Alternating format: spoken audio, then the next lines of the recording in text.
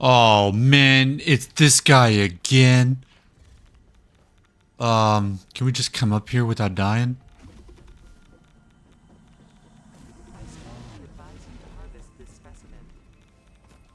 Whew.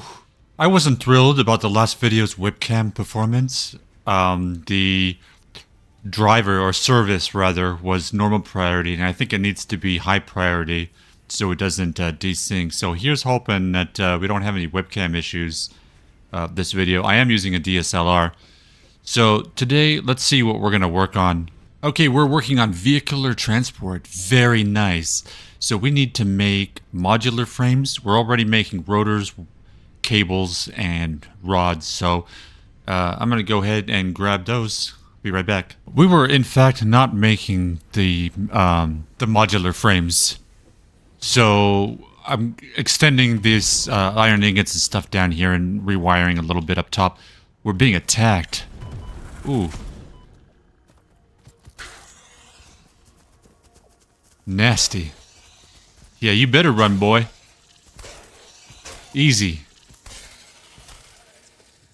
Yeah, that's right. You got nothing. So it turns out that our power actually went out. I'm not sure if there's a water problem.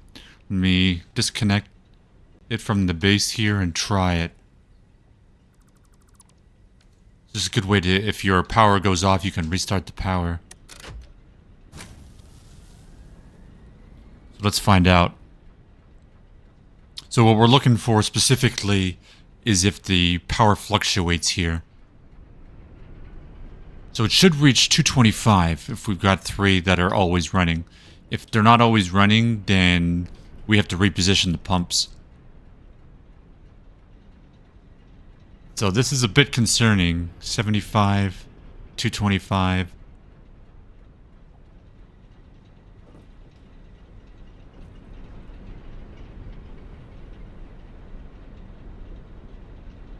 This at least has some water in it. So, yeah, 75. This doesn't look good. So we'll need to diagnose where the problem with the water is occurring. This is where it's a little confusing. See, the pipe is full, but there's no flow rate here.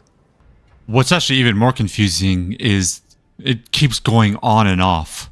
I don't understand how that's possible. The only thing connected to it is the water extractor and the miner, and the pumps keep going on and off. It's like as if the water suddenly reaches and turns the coal powers back on.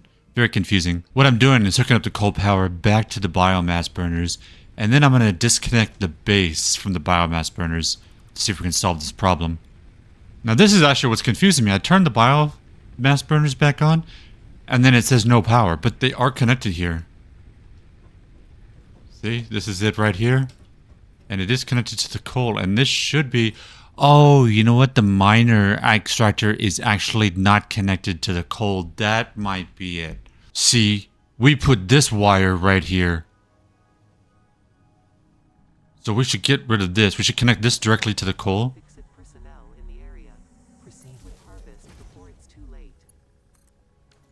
And then get rid of this wire. So now it should be directly connected to the coal. So I should be able to disable the biomass generators now. Let's see. No, it's still offline. I gotta figure this out. Oh, maybe it's because it's a blown fuse. Your contract legally compels you to harvest this artifact. I'm really not sure. Yeah, so it turns out I made a mistake. I turned all these biomass generators on standby. So that's why it was coming up. There we go. I was like, what's going on? Okay, now the pumps are running. So we had to turn 2 biomass generators back on. And we have to figure out where the problem is with the water. It also appears that my math was just slightly off. It requires 45 M3 of water per minute. I believe that's 135. Computer? Computer. What's 45 times 3? Yeah, so you need 135 M3, not 120. So I gotta build another water extractor. It's slightly awkward doing this without any kind of like hover. Let's try to line this up. Does that line up? I think it does. It certainly lines up with something. I don't think that actually lined up. Oh no, it actually does line up. Perfect. Let's see here. Logistics, pipeline cross. I need some sheets. Perfect. And just need to power it up. Where's the power coming from?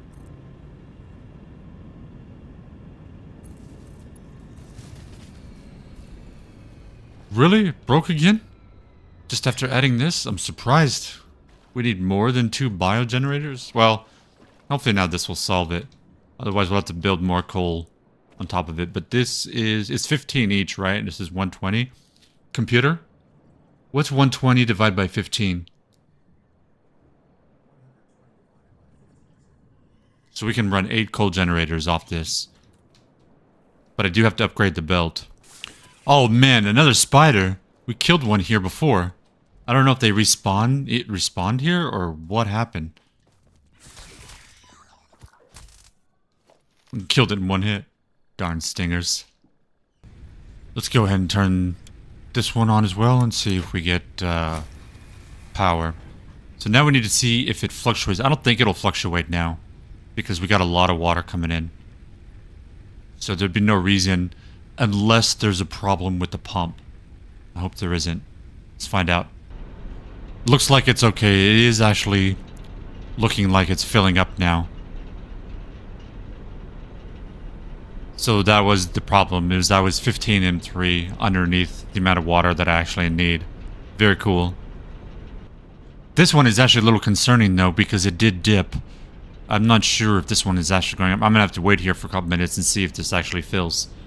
Then, okay, there we go. No, it's filling now. Okay, awesome. So you see, we can use the biomass generators as backup or to restart the coal if necessary. As you can see, it really doesn't burn when there's excess power from the coal generators. So we'll leave these to sit here and connect the rest of the base. So the nice thing about lining these up is you can press H to hold it and you can see if it lines up. I just realized you can't pull these up and down vertically, so whoops. You kind of have to eyeball it and hopefully the line actually lines up correctly. It looks like this one did. Okay, so I cheated. I ended up adding the modular frames to the same level as the smart plating. Since you only need 5 modular frames for the product that we're creating, I just kind of doubled them up. I'm not too worried about it. This is only one side of the base anyway. I cannot wait till I get the hover because I am constantly falling off these ladders and getting myself killed. While I'm at it, I'm going to go ahead and upgrade the belts to the iron ingots to 120. I'm so glad I put these ones in the other base in a container. This is what it looks like from the other side. The problem is if I build a wall here, stuff's going to clip out of it because the assemblers kind of stick out just a fraction. I may correct that at some point. I'm not sure.